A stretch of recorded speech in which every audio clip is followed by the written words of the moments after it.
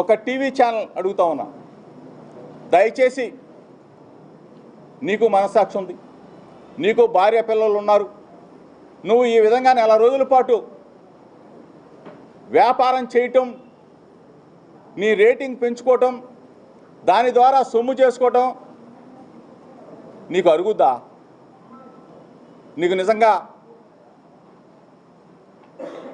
దేవుడు చూస్తా ఉన్నాడు కదా.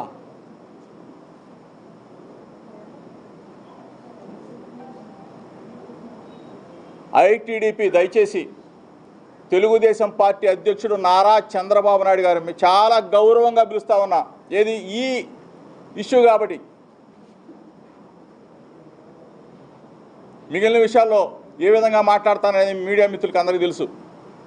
ఈ విషయం కాబట్టి నారా చంద్రబాబు నాయుడు గారు మిమ్మల్ని ఎక్కడా కించపరచట్లా, మీ వ్యక్తిగత జీవితాల్లోకి మేము ఇప్పుడు రాలా. ఖర్జూర్ నాయుడు గారు మీకు పెళ్లి చేశారు, మీరు నారా లోకేష్ గారికి పెళ్లి చేశారు, మీరు కూడా బాధ్యత గల తండ్రి. నా స్థానంలో అంటే నా స్థానంలో ఉండి ఆలోచించమని అడుగుతా ఉన్నా.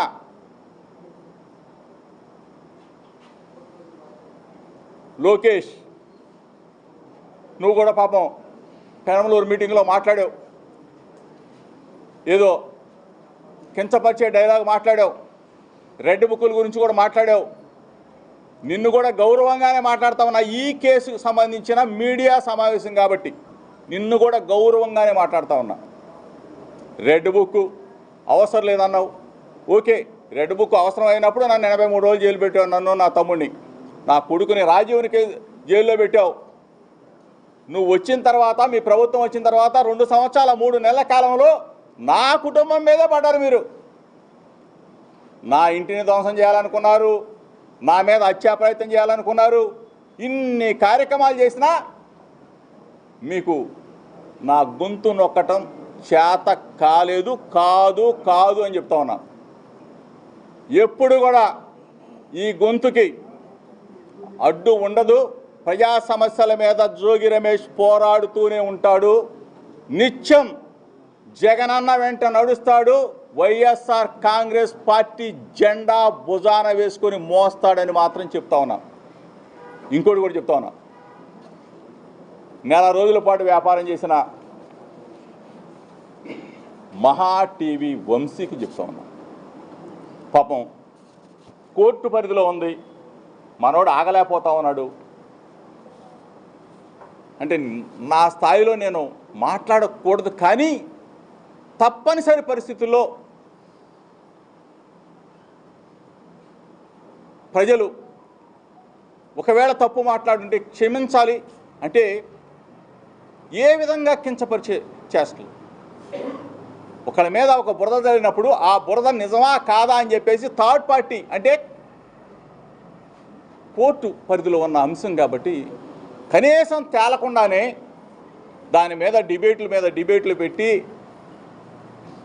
పనికి మాలిన వాళ్ళని కూర్చోబెట్టుకొని మహా టీవీ వంశీని అడుగుతా ఉన్నా, వంశీ దీనికి న్యాయమా? నీకు ధర్మమేనా? నువ్వు అప్పుడు దాకా ఆగలేకపోతే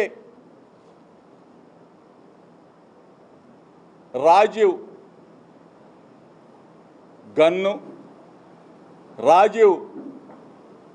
గన్నులో బుల్లెట్టు, ఆ బుల్లెట్లో పవరు, ఆ పవర్లో రేంజ్ కావాలని తహతహలాడితే నిన్ను హయ్యర్ చేసుకున్నా. నువ్వు కూడా కాదు, నువ్వేముంది బామ్మర్ది వంశీ గాడివి, నీదే ఉందిరా ఒక్కగాడి. నిన్ను హయ్యర్ చేసుకున్నా. నిన్ను హయ్యర్ అంటే కాంట్రాక్ట్ కుదుర్చుకున్నా. వాళ్ళకి చెప్పు రాజీవ్కి ఎంత దమ్ముందో, రాజీవ్కి ఎంత పవర్ ఉందో, ఆ పవర్లో ఎంత సత్తా ఉందో కూడా నిన్ను హైర్ చేసుకున్న వాళ్ళకి డైరెక్ట్గా చెప్తావన్నా వంశీ. మనస్సాక్షిని అడుగు, నీ భార్యను అడుగు, ఇంటికి వెళ్ళి నీ పిల్లల్ని అడుగు, నెల రోజులుగా నేను చేసింది మంచి పని తప్ప అని చెప్పేసి అడుగు. ఏంట్రా ఇది? ఎంత దిగజారిపోయారా మీరు? డబ్బుల కోసం మీడియా ఛానల్స్ అంటే స్వచ్ఛమైన మీడియా ఛానల్స్ ఉన్నాయి, పర్ఫెక్ట్గా ఉన్నది ఉన్నట్టు చెప్పే మీడియా ఛానల్స్ ఉన్నాయి, కొన్ని దిగజారిపోయిన మీడియా ఛానల్స్. ఎందుకు మీరు ఈ స్థాయికి దిగజారిపోయారు? మీకు ఇంతకన్నా ఇంకోటి చేసుకోవడం బెటర్. మీరు పౌడర్ రాసుకుంటావు, కూర్చుంటావు.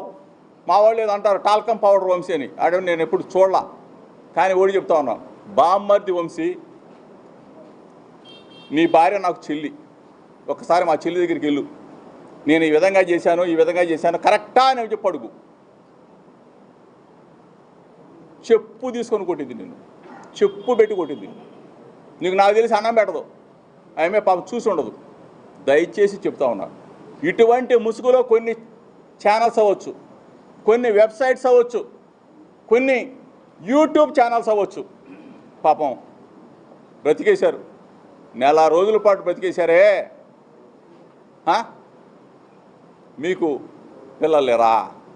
మీకు భార్య బిడ్డలు లేరా? ఈ రోజుకి నేను కోరుకునేది ఏంటంటే, ఈ రోజుగా ఓ తండ్రిగా నేను అనుకునేది ఏంటంటే, మరలా దేవుడు అనేవాడు ఉంటే కరుణిస్తే ఇద్దరు ఒకటవ్వాలని చెప్పి నేను కోరుకుంటాను తప్ప ఏందిరా మీ బతుకులు? దయచేసి మీడియా మిత్రులు, మీరంటే నాకు గౌరవం, అభిమానం. ఒకవేళ నేను ఏదైనా తప్పుగా పొరపాటుగా మాట్లాడుంటే రాష్ట్ర ప్రజలు కూడా క్షమించాలని. మేఘన నా కూతురుతో సమానం, సమానం కాదు, నా కూతురు లాంటిది.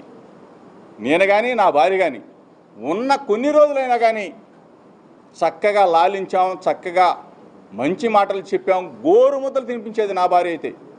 అటువంటి మంచి కుటుంబాన్ని మమ్మల్ని తీసుకొచ్చి రోజు ఇంకా ఎన్ని వేసుకుంటారో వేసుకోండిరా, బతికేయండి బతికేయండి.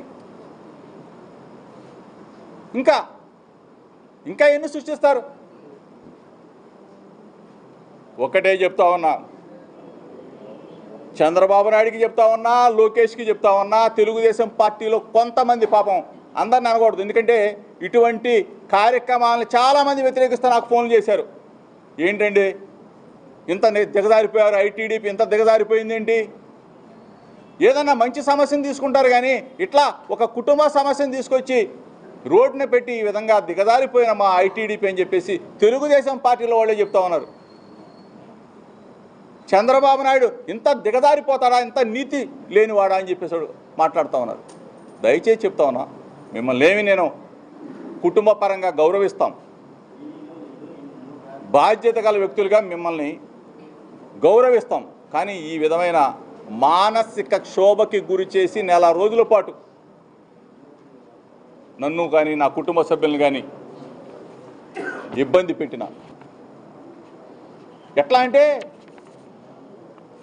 గ్యాగ్ ఆర్డర్ కూడా తీసుకొచ్చా. గ్యాగ్ ఆర్డర్ తీసుకొచ్చినా సరే